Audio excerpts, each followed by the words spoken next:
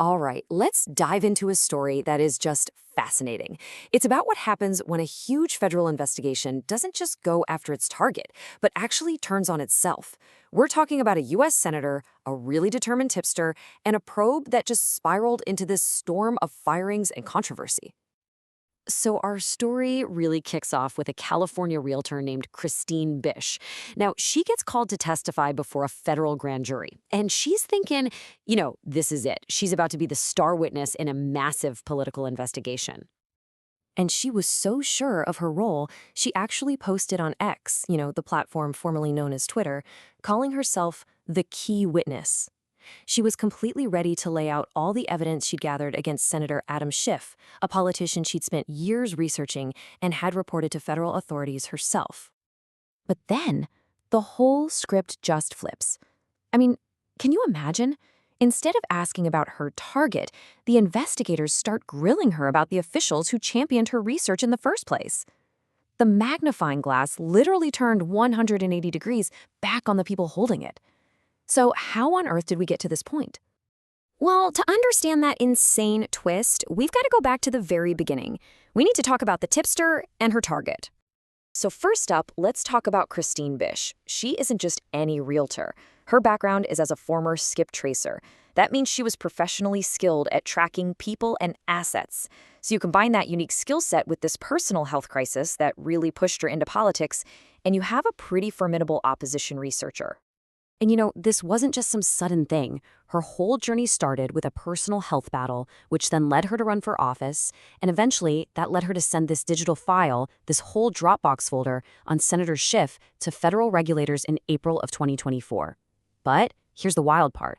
She only figured out that her tip was the one they were investigating when she saw a document that she herself had highlighted pop up on Truth Social. Crazy. So what was at the heart of all her research? It was a really specific allegation that Senator Adam Schiff might have committed mortgage fraud.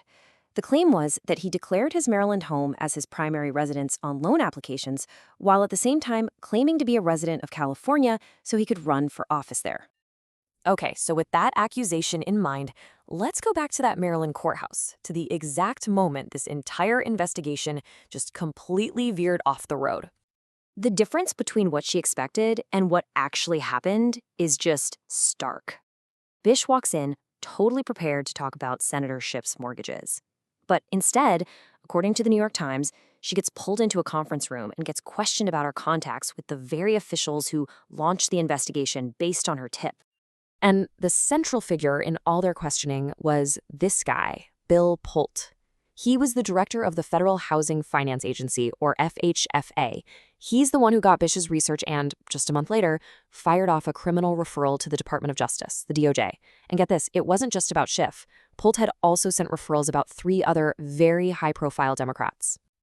So, why the sudden internal focus? Well, reports suggest that the Justice Department started to get really worried that some improper information sharing by officials could taint the whole case. A case that, frankly, was already seen by some as legally weak and maybe even politically motivated.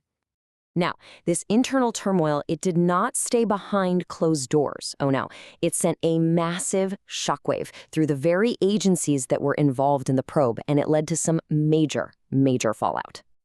The consequences were just immediate and severe. First, key ethics officers at Fannie Mae were fired.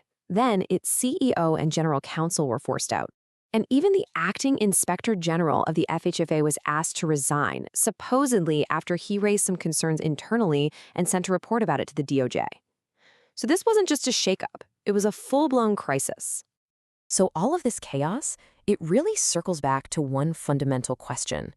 Just how clear is the law at the very heart of this entire mess? Well, according to legal experts that CNN talked to, the rules for declaring a primary residence on a mortgage are surprisingly gray. The language in the law is so ambiguous that it makes prosecuting a case like this one extremely difficult. And it's really important to note this is not a uniquely partisan issue at all.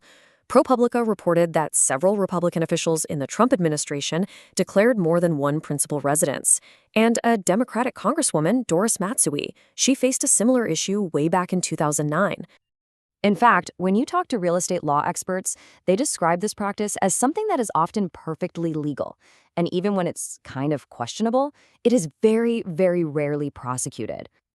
So, where does all of this leave us? You've got the surprising witness interview, the huge wave of firings, this ambiguous law, and it's all led to two completely different stories about what's really going on here. On one side, you have the argument that the DOJ is just cleaning house, right? They're shoring up their case before they bring a massive indictment against Senator Schiff.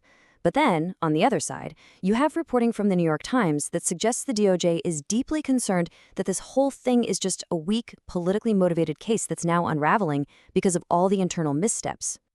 And that really is the central question, isn't it? Is this a legitimate investigation that's just cleaning up its own mess before a major indictment? Or is it a flawed, politically charged inquiry that's just collapsing under its own weight?